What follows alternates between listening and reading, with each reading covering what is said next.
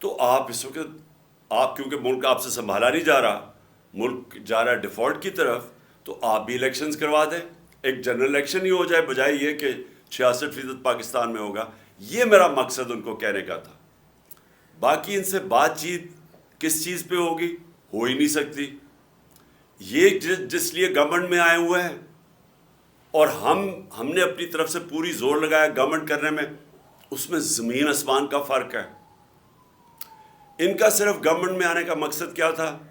اپنے چوری معاف کروانے کے لیے. پہلے ہی اپنی چوری معاف کروا چکے تھے جنرل مشرف سے این آر او لے کے. اب یہ دوسرا این آر او انہوں نے لیا ہے، وہ بھی بدولت جو ان کے ہینڈلرز تھے انہوں نے ان کی وہ سہولت کار بنے ان کو دوسرا این آر او لینے کے لیے. اور جنرل مشرف کو جو سب سے بڑی تنقید ہوئی تھی وہ اس کے این آر او دینے پہ تھی. باقی تو جنرل مشرف نے ان دونوں پارٹی سے ملک کو بہتر چلایا تھا. لیکن اس کو جو لوگ برا بھلا کہتے ہیں، لوگ ابھی بھی نہیں بھول سکتے کہ چوری ہوئی ملک کی. دیکھیں چوری ہوتی ہے کسی مثلا میرے گھر چوری ہو گئی، لیکن کرپشن ملک کا پیسہ چوری ہوتا ہے. تو جنرل مشرف کے پاس تو اختیار ہی نہیں تھا کہ جو ملک کا پیسہ چوری ہو وہ معاف کر دے. اور اب پھر 1100 ارب روپے کا انہوں نے یہ آئے ہیں، اور ان کا صرف ایک مقصد تھا کہ 1100 ارب روپے کے ان کے کیسز معاف ہوں. تو سب کے کیسز معاف ہوتے جا رہے ہیں. یہ دار بھی بچ گیا ہے. دار کا میں یاد کروا دوں کہ اس سے پوچھا تھا کہ $5 ملین آپ نے اپنے بچوں کو بھیجے ہیں، آپ نے کدھر سے بھیجے ہیں؟ آپ کی انکم میں تو ایشو نہیں ہو رہا. اس نے کہا جی مجھے وہ ابو دھابی سے، میں کسی ابو دھابی کے شیخ کے لیے کام کرتا تھا تو اس نے مجھے پیسہ دیا ہے. انہوں نے اگلا سوال پوچھا کہ اگر اس نے پیسہ دیے تو آپ کے پاس کوئی تو ثبوت ہوگا. کسی نے $5 ملین آپ کو ایسے کیش میں تو نہیں پکڑا دیا، کوئی تو ہوگا، کوئی چیک وغیرہ. جب اسے یہ سوال پوچھا گیا، وہ اس کے جہاز میں بیٹھ کے جو پرائم منسٹر تھا تب خاقان عباسی، اور وہ ملک سے فرار ہو گیا. اب آ کے انہوں نے قانون اتنا بدل دیا کہ وہ بھی پاک ہو گیا. اور اب وہ مریم بھی بچ گئی ہے. نواز شریف کی تیاری ہو رہی ہے اس کو بھی بچانے کے لیے. آصف زرداری کے کیسز وہ ختم ہو رہے ہیں. 1100 ارب روپے کا ملک کو ڈاکہ پڑ رہا ہے. اور یہی انہوں نے ابھی تک اگر ان کا کوئی کارنامہ ہے تو وہ ہے کہ اپنے کیسز معاف کروا لیے ہیں. اور اس کا جو دوسرا ان کی کوشش ہے کہ کسی نہ کسی طرح عمران خان کو ڈسکوالیفائی کریں، کسی نہ کسی طرح پی ٹی آئی کے لوگوں کے اوپر کیسز کریں تاکہ ہم ناک آؤٹ کر دیں، یعنی ٹیکنیکل ناک آؤٹ کر کے تو ہم کسی طرح الیکشن جیت جائیں، اور یہ نہیں جیت سکیں گے. تو ملک کا اس وقت ضرورت یہ ہے کہ سیاسی استحکام آئے. اس کی وجہ سے معاشی استحکام آئے گا. سیاسی استحکامات آ سکتا ہے صرف ایک طریقے سے، وہ ہے الیکشنز. اور اسی لیے آج 75% قوم اس چیز کے اوپر آ گئی ہے کہ الیکشنز کے علاوہ کوئی دوسرا راستہ نہیں ہے. اور ہم نے ان کو اس لیے آفر کیا کیونکہ ہم اسمبلیاں ڈیزالو کرنے جا رہے ہیں پنجاب اور کے پی کی. اور وہ اس لیے ہم کرنے جا رہے ہیں کہ ہم سمجھتے ہیں آپ کہ یہ ملک کی ضرورت ہے الیکشنز، اور پی ٹی آئی کی ضرورت الیکشنز نہیں ہے اس وقت. پی ٹی آئی تو انشاءاللہ جب بھی الیکشنز ہوں گے تو ہم جیت جائیں گے، بلکہ جتنی دیر یہ بیٹھے جا رہے ہیں اسمبلی میں، ان کا تو گراف اور تیزی سے نیچے جا رہا ہے. تو ہمیں تو فائدہ ہی فائدہ ہے کہ اگر الیکشن ڈیلے بھی ہو جاتے ہیں. لیکن ملک، میں یہ آپ سب کو یہ کہنا چاہتا ہوں کہ جو ملک کے حالات ہیں وہ اس سطح پہ پہنچ چکے ہیں کہ اگر یہ الیکشنز نہ ہوئے تو ہمیں تو یہ ڈر لگا ہوا ہے کہ جب تک یہ الیکشنز کال کریں گے تو وہ ملک تو ادھر پہنچ جائے گا جدھر کوئی بھی کچھ نہیں کر سکے گا اس کے بعد. اور مجھے یہ سمجھ نہیں آ رہی کہ کیا یہ جو ہینڈلرز ہیں جنہوں نے 7 مہینے ان کی مدد کی، جنہوں نے ان کی مدد کی ان کو اقتدار میں آنے کے لیے، اور آپ کی ذرا سٹیٹمنٹ سن لینا مریم کی، اس کی خاقان عباسی کی، اس کی میرے خیال میں رانا ثناء اللہ، اور ان کا ایک اور احسن اقبال. ان کی تو ٹی وی پہ سٹیٹمنٹس ہیں کہ اسٹیبلشمنٹ کے بغیر تو کبھی نو کانفیڈنس کامیاب ہو ہی نہیں سکتا ہے. ان کی تو سٹیٹمنٹس انہوں نے خود ٹی وی پہ دی ہوئی ہیں. تو جو سہولت کار ان کو لے کے آئے تھے، تو کیا ان کو یہ نہیں پتا کہ ملک کدھر جا رہا ہے؟ اور دوسرا میرا سوال یہ ہے کہ ان کو یہ جو پی ڈی ایم کے لوگ ہیں، ہم سب کو پتہ ہے انہوں نے کیا کرنا ہے، انہوں نے پھر ملک چھوڑ کے بھاگ جانا ہے. یہ بھاگنے کی تیاری کر رہے ہیں کہ اگر انہوں نے جب حالات برے دیکھے یا ملک ڈوبنے لگا تو انہوں نے تو باہر بھاگ جانا ہے. ان کے تو پیسے دولت سب کچھ باہر پڑا ہے ڈالرز میں، تو جب روپیہ گرے گا ڈالر کا تو فائدہ ہوگا ان کو. تو اس لیے ان کا سٹیک پاکستان میں نہیں ہے. نواز شریف جو ہے اس کا جو انٹرسٹ ہے وہ پاکستان میں نہیں ہے. وہ فیصلے پاکستان کی بہتری کے لیے نہیں کرتا، نہ زرداری کرتا ہے، کیونکہ ان کے پیسے باہر پڑے ہوئے ہیں. یہ اپنے پیسے بچانے کے لیے فیصلے کرتے ہیں. تو ان کی تو کوشش یہ ہے کہ کیونکہ یہ اب الیکشن جیت نہیں سکتے، ملک کو آگے لیتے جاؤ، ڈیلے کرو الیکشن. جتنا ڈیلے ہوگا، یہ سمجھتے ہیں کہ یہ ہمارے اوپر کیسز کوسز کر کے مجھے ڈسکوالیفائی کر کے، اور شاید وہ ماحول بن جائے کہ یہ الیکشن کمشنر تو اب ان کے ساتھ ملا ہوا ہے، وہ تو بالکل ہر فیصلہ، بلکہ ان کی پارٹی کا کوئی ممبر لگتا ہے کہ جو کوشش پوری کر رہا ہے کہ کیسے ان کو جتانا ہے. تو یہ سمجھ رہے ہیں کہ ڈیلے کر کے یہ کسی نہ کسی طرح یہ الیکشن وہ ایسا ماحول بنا کے تو شاید جیت جائے، اور اگر یہ نہیں جیتیں گے تو انہوں نے باہر بھاگ جانا ہے. اور میری پوری پیشن گوئی ہے کہ ان کے لیڈرز نے پھر یہ تیسری دفعہ باہر بھاگیں گے، لیکن ملک کو تباہی کے کنارے پہ کھڑا کر کے. تو میں نے آج آپ سب کو اس لیے بلایا ہے کہ آپ کو سمجھ جانا چاہیے کہ ملک کا پولیٹیکل سیناریو ہے کیا. ہم کھڑے ادھر ہیں جدھر یہ ہمارے لیے پی ٹی آئی کا تو گراف اللہ کا شکر ہے کبھی بھی اتنا اوپر نہیں گیا جتنا آج ہے، لیکن ملک کا صورتحال یہ ہے کہ یہ جتنی دیر آپ بیٹھیں گے تو جس طرح میں نے آپ کو شروع میں کہا کہ جو بیرون ملک کا فائنینشیل مارکیٹس ہیں وہ مکمل طور پہ ان کے اوپر اعتماد ان کا کھو بیٹھا ہے.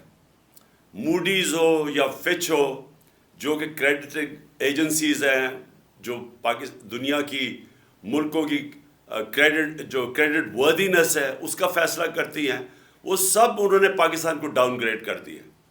اور یہ جو سی ڈی ایس ہے، اس کا مطلب کہ پاکستان کیا قرضہ واپس کر سکتا ہے، اور جو اس کی رسک ہے اب، وہ ہم جب تھے 5% پہ تھی، آج وہ پہنچ گئی ہے 100% پہ. یعنی کوئی بھی نہیں اب سمجھتا کہ پاکستان اپنا قرضہ واپس کر سکتا ہے.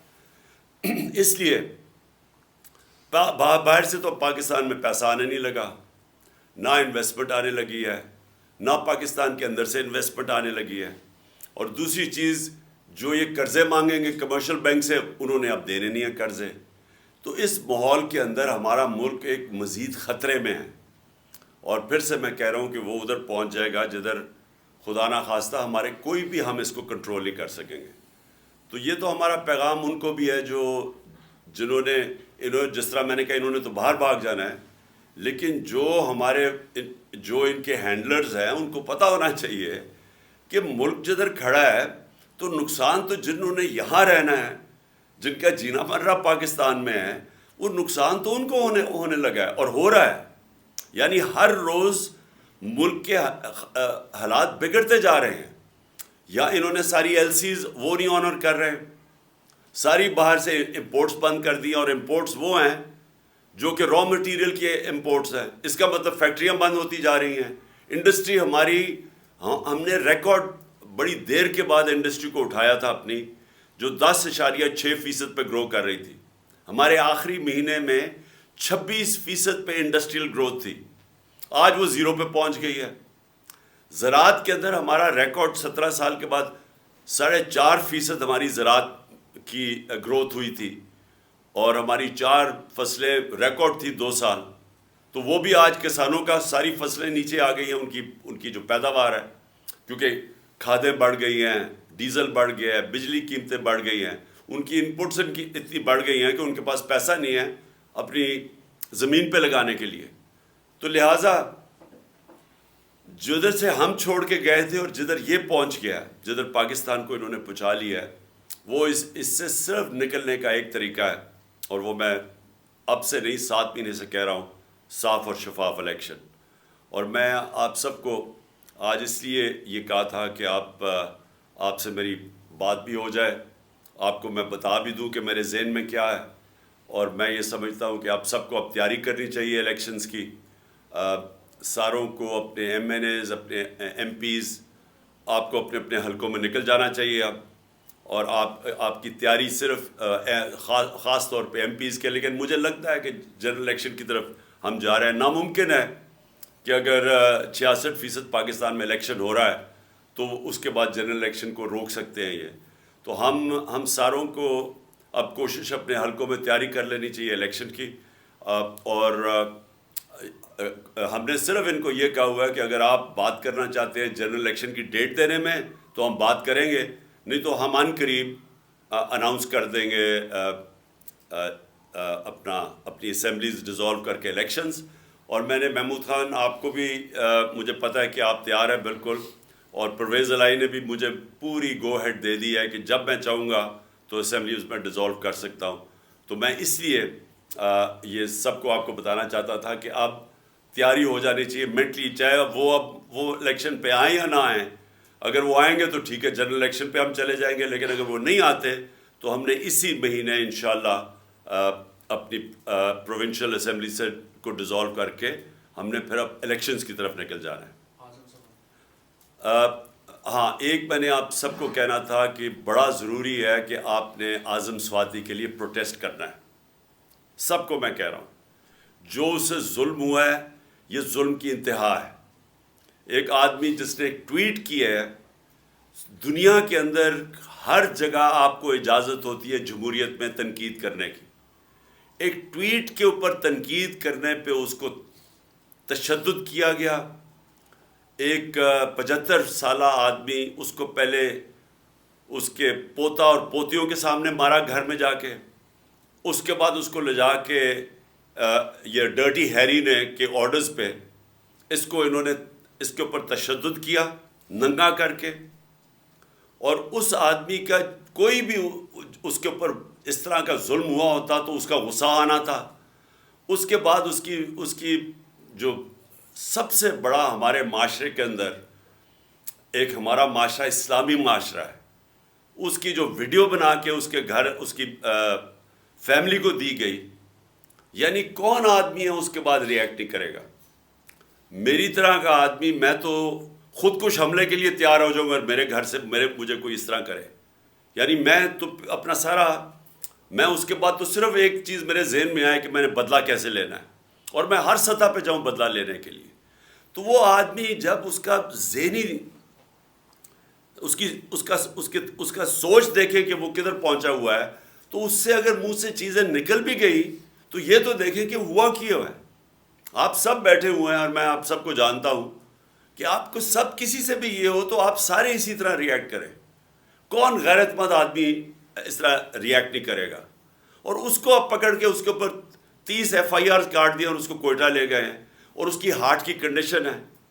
ہم یہ ابھی سب، اگر اعظم سواتی کو کچھ ہوا، ہم سارے FIRs کاٹیں گے ان سب لوگوں پہ جو ذمہ دار ہیں اس سے یہ اس کے اوپر تشدد کرنے پہ، اور اس کو پھر یہ جو اس کو کوئٹہ لے کے گئے ہیں، جس طرح پکڑ کے لے کے گئے ہیں. سارا ہمارے جسٹس سسٹم کا مذاق اڑ گیا ہے. سارا پاکستان کے اندر فنڈامنٹل رائٹس، یعنی میں پھر سے بڑے ادب سے اپنی عدلیہ سے کہتا ہوں کہ اگر آپ اس قوم کے فنڈامنٹل رائٹس کی حفاظت نہیں کریں گے تو اور کون کرے گا؟ کہ کس کے پاس ہم جائیں کہ اتنی بڑی وائلیشن ہو رہی ہے انسانی حقوق کی، تو اس کا یہاں تو اس کا مطلب جنگل کا قانون ہے، تو طاقتور جو مرضی کر سکے. تو اس لیے میں چاہتا ہوں کہ ساروں کو آپ کو اس کے اوپر سٹیٹمنٹس دینی چاہیے اور کھڑا ہونا چاہیے.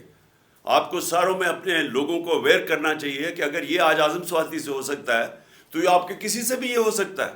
ہم کسی سے بھی یہ کر سکتے ہیں. یہ نہ سمجھے کہ اعظم سواتی سے ہوا اور ہمارے کئی لوگ سوچتے ہیں کہ چلے جی ہمارے سے نہیں ہوگا. یہ تو ایک دفعہ اگر اس کے اوپر یہ جس طرح کر رہے ہیں، یہ تو کوئی بھی پاکستان میں اس کا مطلب ہم کوئی بھی اگر منہ کھولیں گے اور کوئی اپنا آزادی رائے کا اظہار کریں گے تو ہم کسی سے بھی ہو سکتا ہے. ارشد شریف سے جو ہو چکا ہے، یہ بھی اس کی کوئی مثال ہے کہ پاکستان کا نمبر 1 انویسٹیگیٹو جرنلسٹ اور سب کو پتہ ہے کہ وہ سب سے کریڈیبل باضمیر آدمی، محب وطن پاکستانی، ساروں کو پتہ ہے، اس لیے لوگ اس کو اتنا پسند کرتے تھے، اس لیے وہ اوپینین میکر تھا، لوگوں کو پتہ تھا کہ وہ ملک کے لیے کھڑا ہے، ملک کے مفادات کے لیے۔ اس سے جو ہوا ہے اور اسے جا کے باہر قتل کر دیا، اور مجھے اتنا افسوس ہے اپنے صحافی برادری سے کہ اس کے لیے نہیں آپ کھڑے ہوں گے، اور آپ کی جس کی بھی وجہ سے اس کے لیے کھڑے نہیں ہو رہے، یہ تو اس کا مطلب آپ سب کسی سے بھی ہو سکتا ہے، کسی بھی صحافی، اگر ارشد شریف سے ہو سکتا ہے تو کسی سے بھی ہو سکتا ہے۔ اس لیے میں اپنی قوم کو کہتا ہوں کہ یہ وقت ہے اپنی حقیقی آزادی کے لیے کھڑے ہو۔ حقیقی آزادی آتی ہے حقوق سے، حقوق ملتے ہیں رول آف لا سے، انصاف سے۔ تو یہ پاکستان میں وہ وقت ہے۔ تو آپ سب کو میں یہ کہنا تھا کہ آپ سب کو مینٹلی پریپیئر ہونا چاہیے کہ ہم نے ابھی الیکشنز میں بھی جانا ہے، اور یہ ہماری مسلسل جد و جہد جاری رہے گی۔ یہ پہلا قدم ہوگا انشاءاللہ جب ہم اپنی پروونشل اسمبلیز میں الیکشنز کروائیں گے۔ محمود خان، آپ تھینک یو، اور آپ پلیز کچھ کہنا چاہتے ہیں؟